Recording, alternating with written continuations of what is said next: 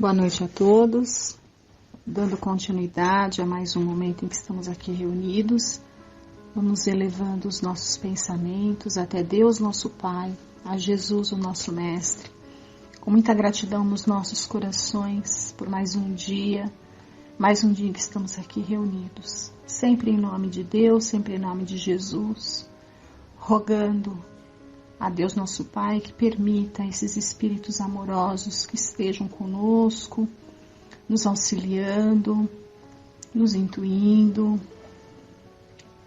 que todos juntos possamos também agradecer a Frei Fabiano de Cristo, que nos acolhe nessa nossa casa, casa de Frei Fabiano, onde temos oportunidade de trabalhar, de aprender, de nos melhorarmos. Que possamos bem utilizar essas ferramentas do nosso progresso. Pai nosso que estais no céu, santificado seja o vosso nome. Venha a nós o vosso reino, seja feita a vossa vontade, assim na terra como no céu. Pão nosso de cada dia nos dai hoje. Perdoa, Pai, as nossas dívidas, assim como nós devemos perdoar aos nossos devedores. E não nos deixeis cair em tentação, mas livrai-nos do mal. Que assim seja, graças a Deus e graças a Jesus. Bom, então dando continuidade às reflexões que a gente vem fazendo, os estudos aqui, usando como base sempre o Evangelho segundo o Espiritismo. Hoje a gente vai fazer algumas reflexões a respeito desse capítulo, meu reino, desse item, né? Meu reino não é deste mundo, alguns itens deste capítulo. A leitura evangélica é assim. Tornou, pois, a entrar Pilatos no pretório e chamou Jesus e disse-lhe: Tu és o rei dos judeus? Respondeu-lhe Jesus: O meu reino não é deste mundo. Se o meu reino fosse deste mundo, certo que os meus ministros haveriam de pelejar para que eu não fosse entregue aos judeus. Mas por agora, o meu reino não é daqui. Disse-lhe então Pilatos: Logo, tu és rei? Respondeu Jesus: Tu o dizes que sou rei. Eu não nasci nem vim a este mundo, senão para dar testemunho da verdade. Todo aquele que é da verdade, ouve a minha voz. Isso está no Evangelho de João, no capítulo 18, versículos de 33 a 37. Agora, aqui as reflexões a respeito dessa parte evangélica, né, segundo a doutrina espírita. A vida futura. Por estas palavras, Jesus se refere claramente à vida futura, que ele apresenta em todas as circunstâncias como o fim a que se destina a humanidade e como devendo ser o objeto das principais preocupações do homem sobre a terra. Todas as suas máximas se referem a esse grande princípio. Sem a vida futura, com efeito, a maior parte dos seus preceitos de moral não teriam nenhuma razão de ser. É por isso que os que não creem na vida futura, pensando que ele apenas falava da vida presente, não os compreendem ou os acham pueris. Esse dogma pode ser considerado, portanto, como o ponto central do ensinamento do Cristo, eis porque está colocado entre os primeiros no início dessa obra, pois deve ser a meta de todos os homens. Só ele pode justificar os absurdos da vida terrestre e harmonizar-se com a justiça de Deus. Então, aqui uma pausa, né, para a gente entender que quando Jesus, ali no momento que ele foi capturado e que foi levado ali diante de Pilatos, e Pilatos questiona ele se ele é rei, né, porque na verdade a preocupação ali dos poderosos da época era que quando se falava da autoridade de Jesus, que era uma autoridade exclusivamente moral, mas como eles não tinham essa compreensão, eles acreditavam que essa autoridade de Jesus pudesse pôr em risco a autoridade de força que eles tinham, né? Então Roma ali, a maior Pilatos ali na Judéia, naquela região, ele era o governador a serviço do imperador. Então, para eles, né, o imperador era aquele que recebia as ordens diretas de Deus, digamos, aqui na Terra. Era a autoridade máxima. Então, eles tinham todo aquele medo, como a gente vê até hoje, né, as pessoas que estão no poder, como elas têm medo de perder o poder, né? E quando aquela personalidade ali extraordinária do Cristo, né, fazendo todos aqueles feitos, eles tinham medo dessa autoridade que eles não conheciam, porque era uma autoridade, como disse, autoridade moral, né? Então, quando fala que Jesus era rei ou filho do, né, ele era o rei dos judeus, eles confundiam com essa realeza que a gente conhece aqui na Terra, né, como um herdeiro de um trono terreno, né? Mas a realeza dele é no sentido da soberania espiritual, né? O espírito mais puro que já pisou no chão do nosso planeta, né? Então eles tinham medo. Então, para colocar como até hoje, né? Quando uma pessoa está ali, às vezes, num julgamento, é perguntado para ela se ela cometeu tal crime, né? Então, como ele estava sendo ali acusado de ser subversivo e tudo mais, foi perguntado para ele ali, né? Se ele era rei.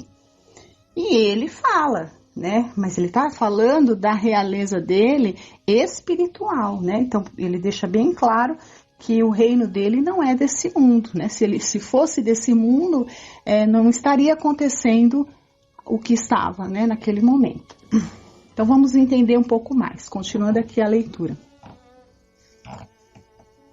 Os judeus tinham ideias muito imprecisas sobre a vida futura. Acreditavam nos anjos, que consideravam como seres privilegiados da criação, mas não sabiam que os homens, um dia, pudessem tornar-se anjos e participar da felicidade angélica.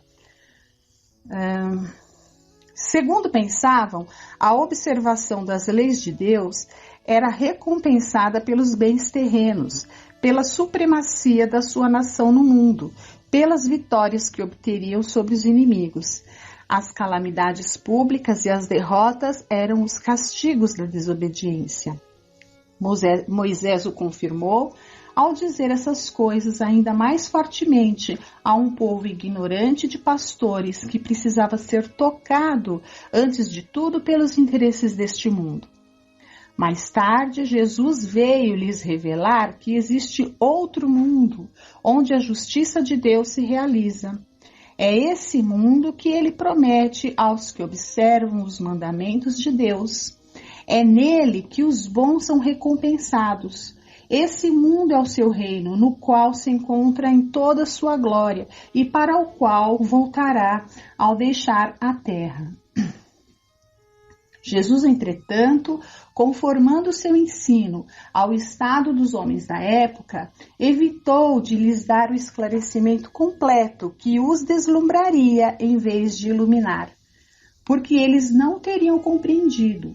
Ele se limitou a colocar, de certo modo, a vida futura como um princípio, uma lei da natureza, a qual ninguém pode escapar. Todo cristão, portanto, crê forçosamente na vida futura, mas a ideia que muitos fazem dela é vaga, incompleta e, por isso mesmo, falsa em muitos pontos. Para grande número, é apenas uma crença, sem nenhuma certeza decisiva, e daí as dúvidas e até mesmo a incredulidade. O Espiritismo veio completar nesse ponto, como em muitos outros, o ensinamento do Cristo, quando os homens se mostraram maduros para compreender a verdade. Com o Espiritismo, a vida futura não é mais simples artigo de fé ou simples hipótese, é uma realidade material, provada pelos fatos, porque são as testemunhas oculares que a vêm descrever em todas as suas fases e peripécias, de tal maneira que não somente a dúvida já não é mais possível, como a inteligência mais vulgar pode fazer uma ideia dos seus mais variados aspectos, da mesma forma que imaginaria um país do qual se lê uma descrição detalhada. Ora, essa descrição da vida futura é de tal maneira circunstanciada, são tão racionais as condições da existência feliz ou infeliz dos que nela se encontram, que acabamos por concordar que não podia ser de outra maneira e que ela bem representa a verdadeira justiça de Deus, né? E aqui a gente também faz uma outra pausa para comentar mais algumas coisas e compreender aqui esse texto que já é bem claro por si só, né? Então, assim, quando Jesus vem e fala do reino de Deus, que claramente a gente já sabe que esse reino de Deus, né, essa condição de uma felicidade, né, tem a ver com uma vida futura. É um bem que nos é garantido, mas no futuro. Mas por que no futuro e não agora? Porque nós precisamos conquistar. Né? E como nós ainda somos espíritos imperfeitos, ainda temos todo um passado de débitos aí a ressarcir, a corrigir, né? Para ficar quite, digamos assim, com as leis de Deus, porque essa felicidade futura nesse reino de Deus, essa vida futura imperturbável, digamos assim, ela só é possível quando a gente está quite, né, com as leis de Deus. Se nós estivermos ali ainda com débitos, não tem como, né? A nossa própria consciência não conseguiria se sentir tranquila, achando que merece esse reino. Não conseguiríamos, né? Então, por isso, nós precisamos estar passando por um tempo que depende de nós, se vai ser mais longo ou mais curto, digamos assim, nos colocando kits, né? Colocando a nossa consciência de kit com as leis de Deus, para que a gente tenha um acesso livre e tranquilo a esse reino. Mas aonde é esse reino? É um lugar? Olha, não saberia dizer se é exatamente um lugar. A gente sabe que dentro dos ensinamentos aqui do Evangelho tem um outro também que fala: muitas moradas na casa do meu pai. Então a gente sabe que existem muitos e muitos e muitos, incontáveis ali, infinitos planetas de diversas condições, né? Tanto inferiores à Terra, como no mesmo nível, iguais à Terra, como mundos superiores e mais felizes do que a Terra, né? E como tudo que Deus cria na sua perfeição progride, esses mundos vão progredindo, assim como a Terra já foi, depois que foi criada, né? Passou pelo tempo, passou pelos séculos que precisava ali para ter as condições de ser habitada. E aí, quando ela foi habitada, ela era um mundo primitivo, passou séculos nessa condição de primitivismo e foi evoluindo. E hoje, hoje não, já há séculos, é um mundo de provas e expiações, e que a gente vê aí a transição, né? Tantas coisas acontecendo, aí a gente vai estudando as escrituras, vai estudando as promessas mesmo do Cristo, a gente vai vendo que realmente o planeta Terra vai se transformar num mundo melhor, né?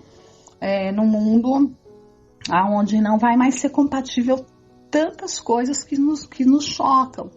Por que isso vai acontecer? Porque os moradores, né, os espíritos encarnados aqui vão se transformar. Então, assim como a gente na nossa casa, quando a gente se transforma, quando a gente muda o nosso modo de pensar, de agir, né, a gente muda o nosso ambiente em volta da nossa casa, no planeta também. Quando todos os espíritos do planeta Terra se inclinarem mais para o bem, né, e deixarem mais de ser egoístas e orgulhosos, enfim, quando todos os seres humanos do planeta conseguirem fazer esse tipo de trabalho moral, né, o planeta vai entrar num patamar de evolução também.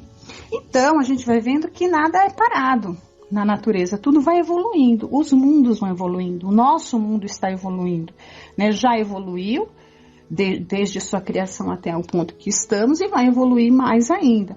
Quando Cristo falou isso, já existiam mundos assim, porque Deus, de toda a eternidade, sempre criou mundos e seres para habitar esses mundos, né? E tudo que ele cria tende a caminhar para uma relativa perfeição, vai evoluindo também. Certo que Cristo, não ele, embora seja o governador do planeta, né, o co-criador do planeta, ele já não habitava aqui. Ele vinha aqui com o seu espírito de amor, né, para impulsionar para o progresso, mas ele veio de moradas felizes, né, de outros mundos. Então ele estava falando disso. E mundos que nós teremos a condição de um dia poder habitar também. Mas naquela época, como a gente acabou de ler aqui, era complicado ele explicar tudo. A gente até estudou isso na semana passada, né? Então teve coisas que ele falou assim de uma maneira meio que pincelada, digamos assim, e já deixou a deixa, né, para o futuro, para ser dita ali através do Espírito da Verdade e a pleia de demais espíritos, né, para trazer esses complementos. Então hoje a gente sabe sim que essa noção de vida futura, ela tem a ver com tudo isso, com o progresso do qual ninguém vai escapar, né? E se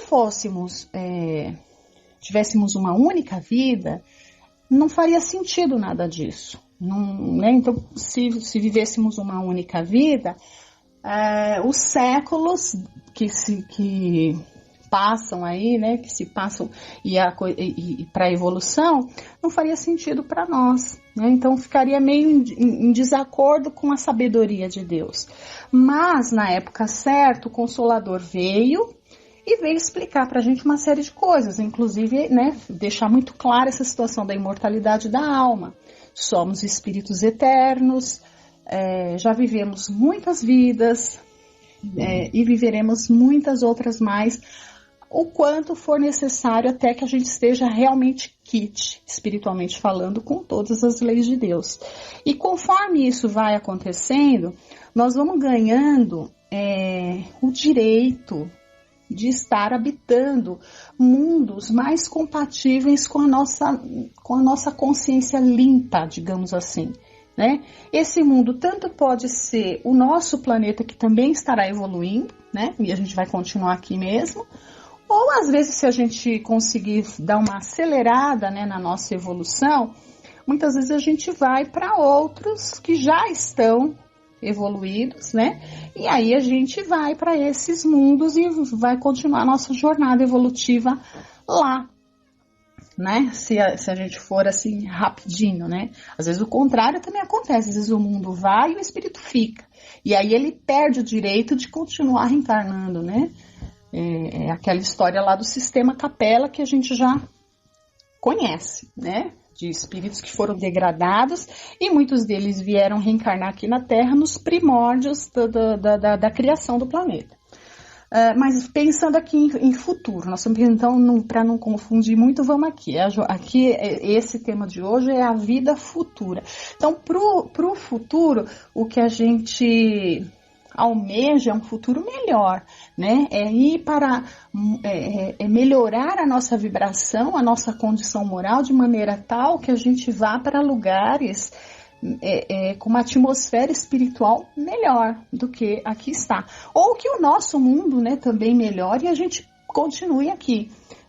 E não o contrário, regredir, né, como aconteceu lá no passado, né, na história que a gente e irmos reencarnar em mundos inferiores, né? E essa compreensão só foi possível graças ao Espiritismo. O Espiritismo é que veio nos dar essa noção clara, porque, como eu falo aqui, até hoje a gente percebe que muita gente tem uma visão não muito clara sobre a vida futura, né? E para encerrar, até vou fazer uma leitura aqui desse livro Pão Nosso, uma leitura curta, que até no começo que fala, porque tem pessoas que acham que a vida futura não está aqui na Terra, né? E às vezes até deixam a Terra deliberadamente, achando que a vida futura é do outro lado, né? Então tem pessoas que acham que a vida futura é só depois que desencarna no plano espiritual, né? A vida futura é o que é a nossa condição mais feliz no futuro. O reino de Deus, a gente precisa entender que ele vai ser construído dentro do nosso coração. E o nosso coração nos acompanhará mesmo depois que a gente estiver desencarnado. Nós não vamos ter um coração, digamos, um órgão, né, material, mas nós teremos o sentimento, o desejo ainda de querer evoluir. Então a gente evolui aqui e evolui no plano espiritual também, né? Então trabalhar pelo bem e para o bem vai nos garantir a condição de um dia poder nos sentirmos mais felizes nesse reino de Deus. E isso independe se estamos encarnados ou se estamos desencarnados. A gente precisa construir isso daí. Então, para encerrar, vou fazer essa leitura aqui. Olha, o grande futuro. Mas agora o meu reino não é daqui. Jesus, João 18,36. Desde os primórdios do cristianismo, observamos aprendizes que se retiram deliberadamente do mundo, alegando que o reino do Senhor não pertence à terra.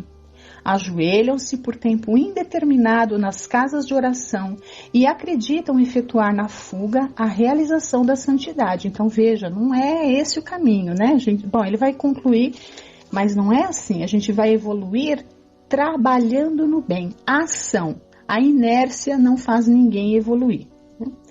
Muitos cruzam os braços à frente dos serviços de regeneração e, quando interrogados, expressam revolta pelos quadros chocantes que a experiência terrena lhes oferece, reportando-se ao Cristo diante de Pilatos, quando o mestre asseverou que seu reino ainda não se instalara nos círculos da luta humana. Então tem gente que cruza os braços dizendo, por que eu vou fazer alguma coisa aqui se o reino de Deus não é aqui? Olha lá, Jesus falou, meu reino não é desse mundo, então não tenho que fazer nada agora. Engano. Mas para a gente chegar lá, como foi dito, né, é aqui que a gente trabalha. No entanto, é justo ponderar que o Cristo não deserdou o planeta. A palavra dele não afiançou a negação absoluta da felicidade celeste para a terra, mas apenas definiu a paisagem então existente sem esquecer a esperança no porvir. O mestre esclareceu, mas agora o meu reino não é daqui. Semelhante afirmativa revela-lhe a confiança. Jesus, portanto, não pode endossar a falsa atitude dos operários em desalento, tão só porque a sombra se fez mais densa em torno de problemas transitórios ou porque as feridas humanas se fazem, por vezes, mais dolorosas. Tais ocorrências, muitas vezes, obedecem à pura ilusão visual. A atividade divina jamais cessa e justamente no quadro da luta benéfica é que o discípulo esculpirá a própria vitória. Não nos cabe, pois, a deserção pela atitude contemplativa e sim avançar confiantemente para o grande futuro. Então é com essa mensagem que eu encerro hoje, né, as reflexões de hoje, com esse convite que o Evangelho sempre nos faz. É um convite incessante ao trabalho, é um convite incessante à transformação, né? Então, que a gente possa de verdade, a cada minuto da nossa existência, descruzar os nossos braços e fazer qualquer coisa que seja, né? Sempre ali com um sentimento de gratidão a Deus por podermos fazer. E que todas essas coisas possam ser santificadas no sentido de que a gente sempre possa estar fazendo alguma coisa que construa, que alegre, que edifique. E a gente sempre é capaz, desde uma palavra que a gente fala, até qualquer coisa que a gente possa estar colocando as nossas mãos ali e executando. Que a gente execute sempre com sentimento de louvor e gratidão a Deus, né? Então, A semana que vem a gente continua. E agora vocês vão ficar com a segunda parte, as reflexões aí a respeito do Livro dos Espíritos com a nossa companheira Silvia Belotto. Um grande abraço a todos e até a semana que vem. Tchau!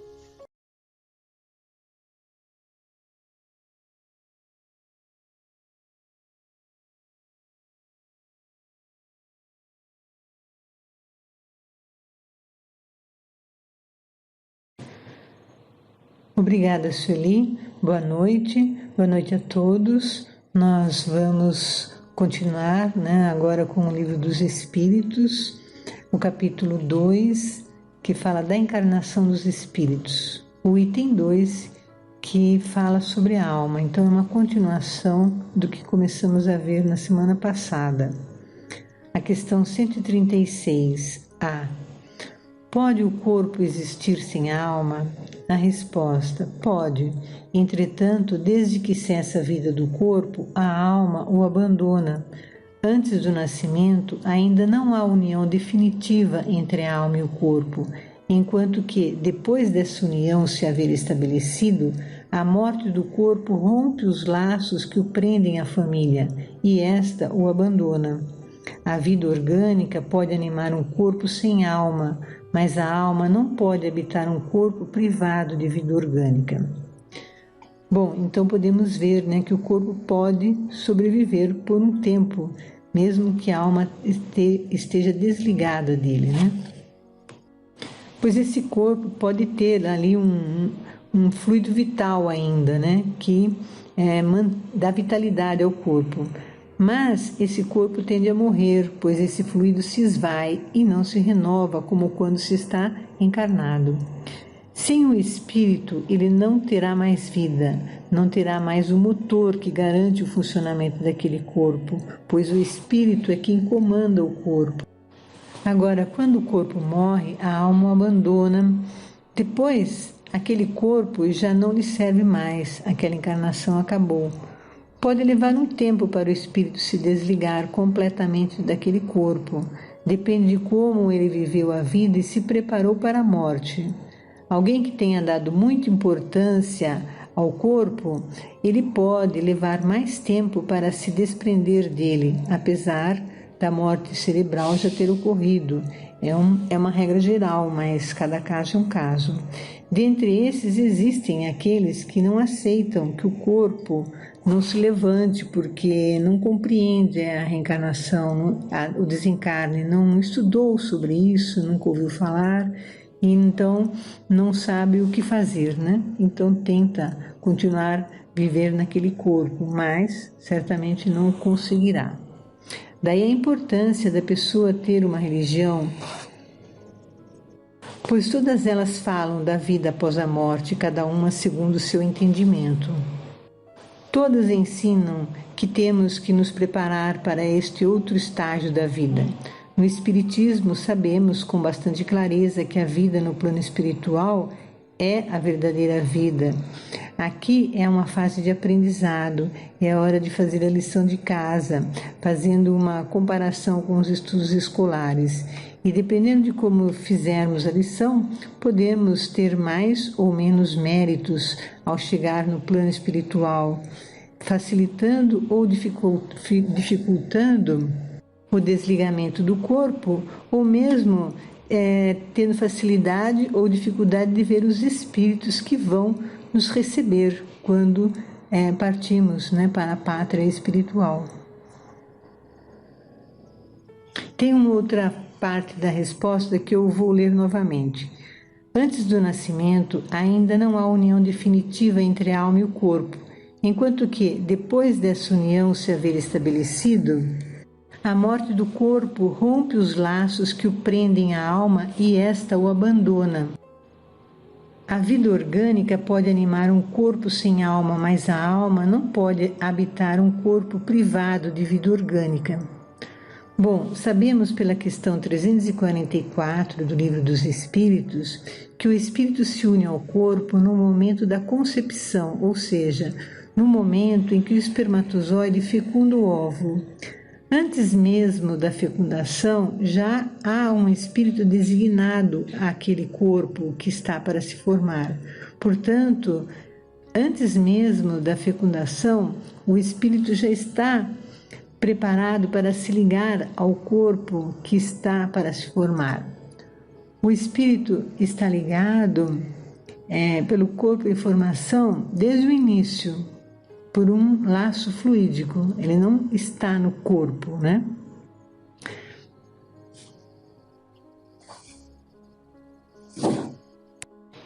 Ele não está no corpo porque ele não está encarnado, né? E aquele corpo nem está formado.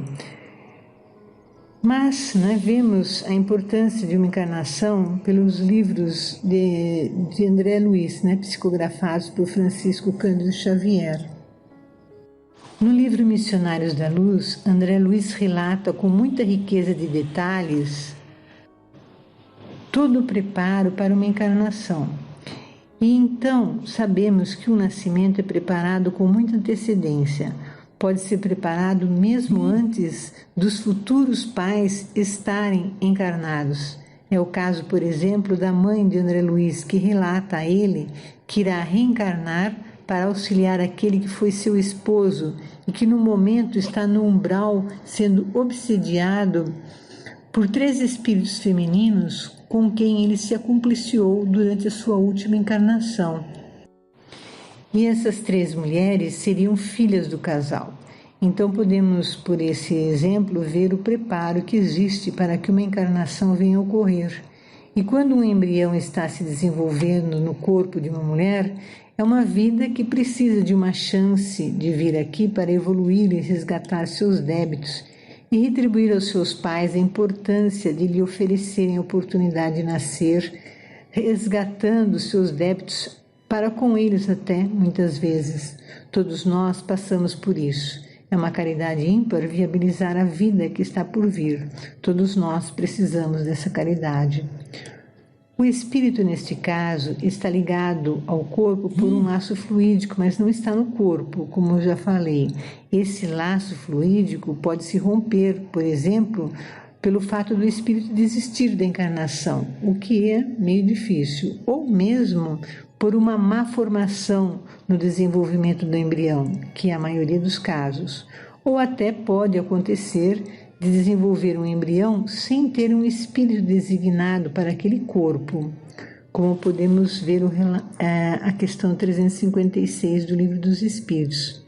Nesses 3 casos, o embrião pode se desenvolver por um tempo, mas depois morre, porque não havia um espírito designado para ele, ou porque ele desistiu da prova e se desligou totalmente daquele corpo. E nesses casos ocorre o aborto natural. A questão 136b. Que seria do corpo se não tivesse alma? Resposta: simples massa de carne sem inteligência, tudo o que quiserdes, exceto um homem. Bom, a resposta aqui está clara e nós já vimos isso pelas outras questões. Questão 137. Um espírito pode encarnar a um tempo em 2 corpos diferentes? Resposta: não. O espírito é indivisível e não pode animar simultaneamente 2 seres distintos. E aqui tem um parênteses escrito: ver o Livro dos Médiuns, capítulo 7, com o título de Bicorporeidade e da Transfiguração, da bicorporeidade e da transfiguração.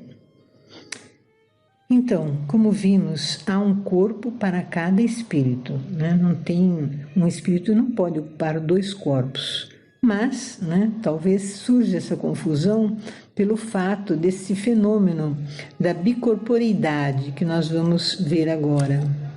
Então, no capítulo 7 do Livro dos Médiuns é relatado que a alma de um encarnado pode aparecer em um local enquanto o corpo está em outro.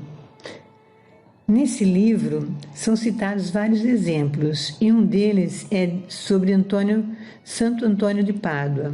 Ele estava na Espanha e nesse período seu pai estava na cidade de Pádua, que fica na Itália, sendo levado ao suplício acusado de assassinato. E nesse momento Santo Antônio aparece no local em que o pai está, demonstra a inocência dele, ele é libertado. E foi constatado que naquele momento Santo Antônio não havia saído da Espanha. Então, o que ocorreu, né? O corpo dele ficou como que adormecido e num estado de sonolência, talvez, e o espírito dele se materializou na outra cidade. Também aqui no Brasil tivemos o médium Eurípides Barçanufo, que vivia em Sacramento, em Minas Gerais. E isto aconteceu com ele muitas vezes. Em uma dessas situações, ele sentiu e foi até um local onde estava ocorrendo um parto difícil e fez o parto e deu tudo certo. Depois, quando ele já estava em casa, o esposo chega e pede para ele ir fazer o parto, mas Eurípides esclarece que ele já tinha feito o parto e a mãe e o bebê estavam bem. Esse tipo de acontecimento é chamado, né, como eu já falei, de bicorporiedade. O espírito se materializa em um local diferente de onde está o corpo. É um fenômeno raro, né? Eurípides Barçanufo, ele viveu em Sacramento de 1880 a 1918. Ele desencarnou em 1º de novembro, vítima da gripe espanhola, que era uma epidemia que ocorreu na época, né? A questão 141. Há alguma coisa de verdadeiro na opinião dos que pretendem que a alma é exterior ao corpo e circunvolve? Resposta. A alma não se acha encerrada no corpo, qual pássaro numa gaiola, irradia e se manifesta exteriormente, como a luz através de um globo de vidro, ou como o som em torno de um centro de sonoridade. Nesse sentido, se pode dizer que ela é exterior, sem que por isso constitua o envoltório do corpo. A alma tem 2 invólucros, uma sutil e leve, é o primeiro, ao qual chamas perispírito, outro grosseiro, material e pesado, o corpo. A alma é o centro de todos os envoltórios, como germe em um núcleo. Como germe em um núcleo, já o temos dito. Kardec comenta que algumas pessoas pensam que a alma é externa ao corpo. O espírito responde que isso faz certo sentido se considerarmos que a alma se irradia e esta pode ultrapassar a extensão do corpo. Por exemplo, uma pessoa que seja capaz de ver essas irradiações pode pensar que a alma seja externa ao corpo, mas na verdade ela está vendo a irradiação da alma. O espírito ainda complementa dizendo que além do espírito, que não tem propriamente uma forma, é mais um foco de luz, tem ainda o perispírito que o envolve e o corpo material quando se está encarnado. Bom, estamos falando no caso de encarnados mesmo, né? Questão 142. Que dizeis dessa outra teoria segundo a qual a alma, numa criança, se vai completando a cada período da vida? Resposta. O espírito é uno e está todo na criança como no adulto. Os órgãos ou instrumentos das manifestações da alma é que se desenvolvem e completam, ainda aí tomam efeito pela causa. O espírito não se divide e nem se completa como se fosse formado em porções. O corpo estando em desenvolvimento, a alma não pode fazer uso de todas as suas potencialidades, mas se percebe na criança uma individualidade, uma criatividade que em certas circunstâncias nós até nos perguntamos, né, onde que ela aprendeu isso, de onde ela tirou essa ideia. São questões da individualidade do espírito que já estão se manifestando. Porém, ele poderá assumir mais completamente o corpo quando este estiver mais desenvolvido, mais amadurecido. Isto costuma acontecer entre a adolescência e até em alguns anos a mais. É quando vemos muitas mudanças na personalidade e no comportamento da pessoa. Portanto, não é a alma que se completa, e sim o corpo que se desenvolve e se completa e permite a manifestação integral do espírito com mais facilidade. Questão 143. Por que todos os espíritos não definem do mesmo modo a alma? Resposta. Os espíritos não se acham todos esclarecidos igualmente sobre esses assuntos.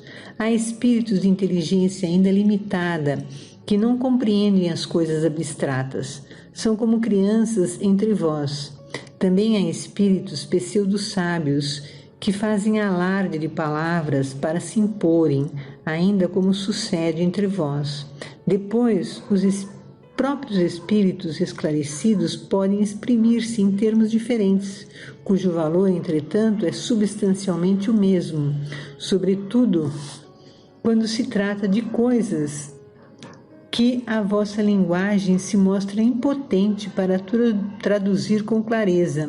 Recorre então a figuras, a comparações, que tomais como realidade. Kardec quer saber por que os espíritos dão significados diferentes para a palavra alma. Os espíritos respondem que entre eles existem os sábios e os pseudo-sábios e ainda os enganadores. Portanto, há aqueles que dão a sua opinião pessoal sem se preocuparem com a verdade, outros que explicam apesar dos poucos conhecimentos, e há ainda aqueles que se prendem a palavras e confundem o verdadeiro significado das coisas. Embora existam aqueles que querem realmente nos esclarecer. Só que entre esses há aqueles que usam de comparações, de figuras de linguagem, e nós tomamos a palavra ao pé da letra, como se costuma dizer. Então, nós nos confundimos. Acho essa questão importante para sabermos que, se há espíritos que podem nos ensinar e querem nos ensinar, há aqueles que podem nos confundir. Portanto, não é toda mensagem que se ouve dizer que são dos espíritos que trazem um conteúdo aproveitável às nossas reflexões e aprendizados. Portanto, é necessário analisar, não é?